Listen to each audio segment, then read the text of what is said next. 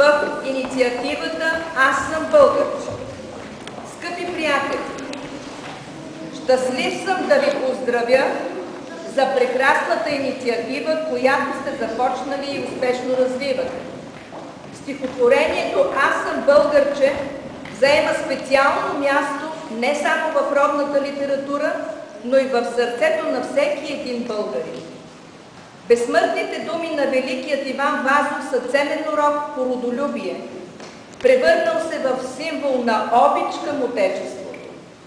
Изречени от деца, те придобиват още по-голямо очарование и звучат истински и неподправено.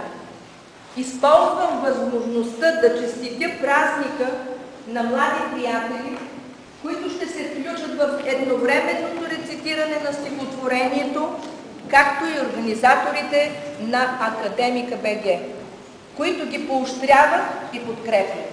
Бъдете живи и здрави!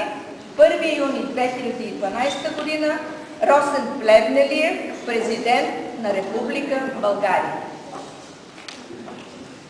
Грамота, образователният портал Академика БГ дава настоящата грамота на Основно училище Евлогий Георгиев, град Дупница, за участие във второто едновременно рецитиране на стихотворението "Аз съм българче". Честит 1 юни!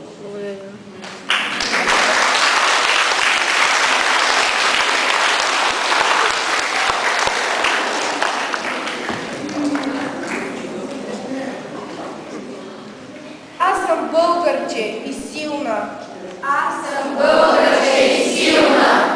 Майка мене е родила. Майка мене е родила. С хубости, блага обилна. С хубости, блага обилна. Моята родина е мила. Моята родина е мила. Аз съм българче обичам. Аз съм българче обичам. Нашите планини зелени. Нашите планини зелени. Българи да се наричам. Българи да се наричам.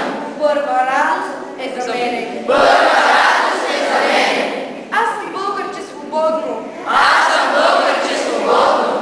В край свободен аз живея. В край свободен аз живея. Всичко българско и родно. Всичко българско и родно. Любя, тача и милея. Любя, тача и милея. Аз съм българче и расна. Аз съм българче и расна. Ни велики, славно време. Ни велики и славно време. Си съм на земя прекрасна. Си